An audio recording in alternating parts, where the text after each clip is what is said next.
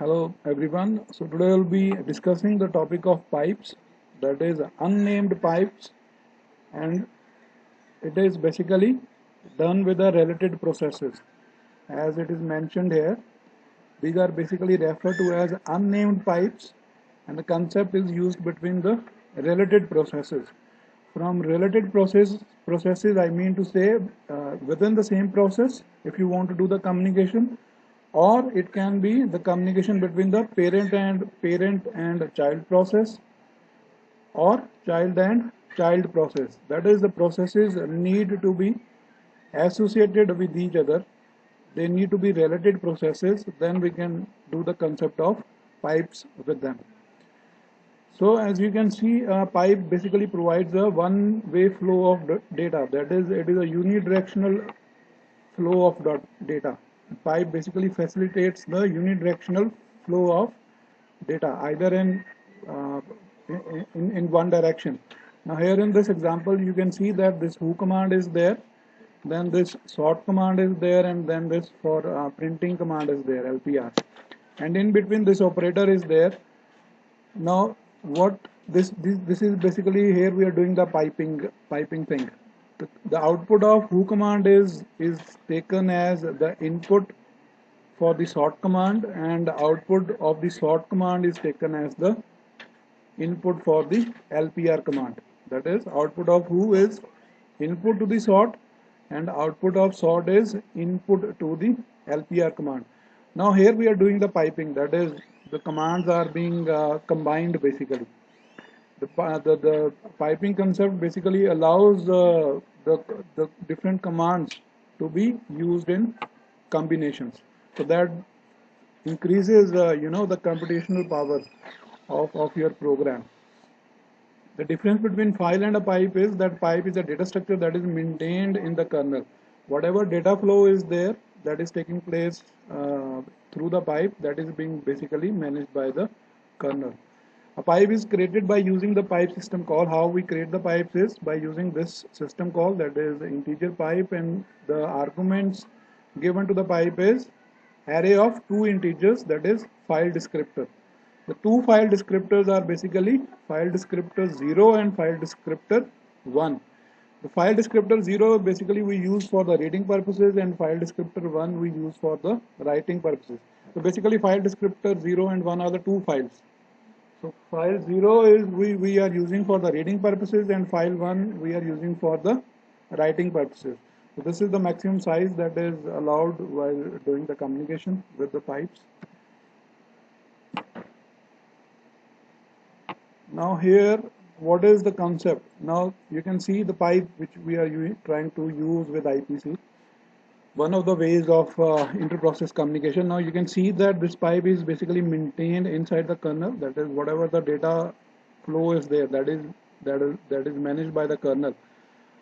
And this process is there.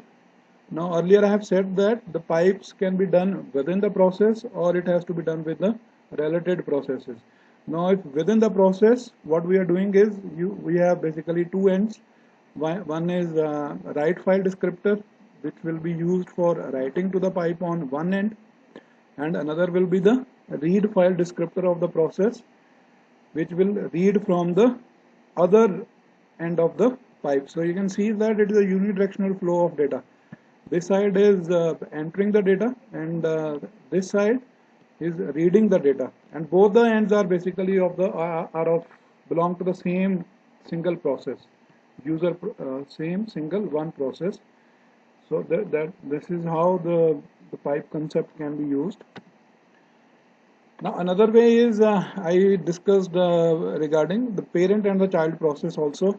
We can use the concept of pipes. Now for that we need to do the call the fork system call, that basically creates the child process from the parent process.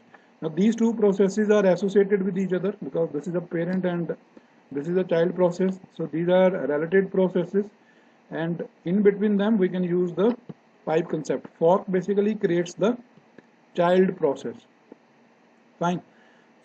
So This process is having the two file descriptors, that is write descriptor and read file descriptor. Again, the child process is also having the same two file descriptors, that is the write file descriptor and read file descriptor.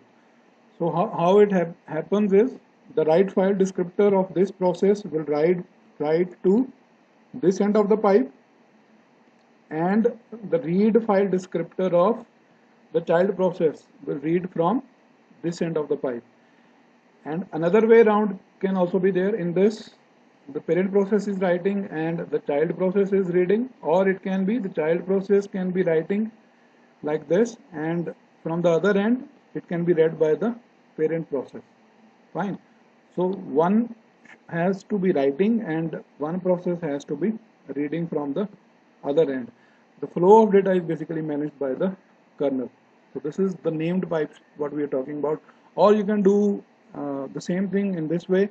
You open both the constructors, but at the one time only one file descriptor will be in use, that is write fd, and the read fd file descriptor of the process you can close it.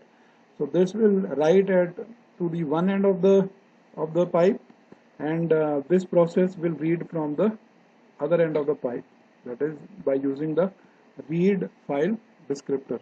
So the other file descriptors, that is read file descriptor and the write file descriptor, are basically closed because they are no longer in usage. Fine. So we'll see that how this can be done with the help of a program.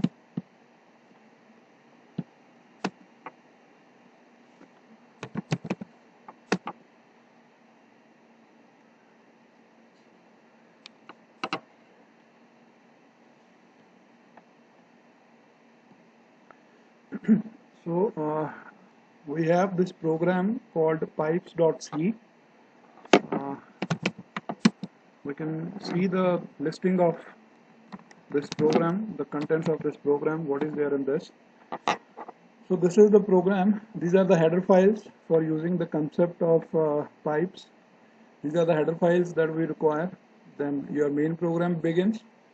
Then this is the file descriptor that we were talking about. The two file descriptors that are used, that is the read file descriptor and your write file descriptor.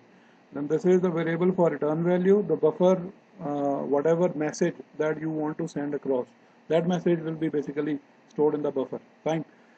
So for creating the pipe system call is used, and the arguments passed are this pipe fd arguments, that is array of two integers are passed, and then the fork system call is called why to in order to create the child process, because we have seen that the pipes can be used between parent and child process. So in order to have the child process, we need to be doing the fork system call. So this return value is there. Now return value you need to take care is if the return value is greater than 0, then it implies that we are working in the parent section. Fine. If the return value here is returned as is greater than 0, then it implies that we are working in the parent section. And if the return value is 0, then it implies that we are working in the child process. Now here we are first beginning that we are assuming that we are working in the parent process. So if return is greater than 0, then this we are cleaning the any previous contents of standard input buffer. Then this message is being displayed that we are working in the parent process, and parent process is writing to the pipe.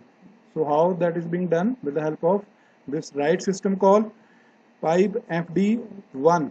Now two descriptors are returned here, pipe fd1 and pipe fd0.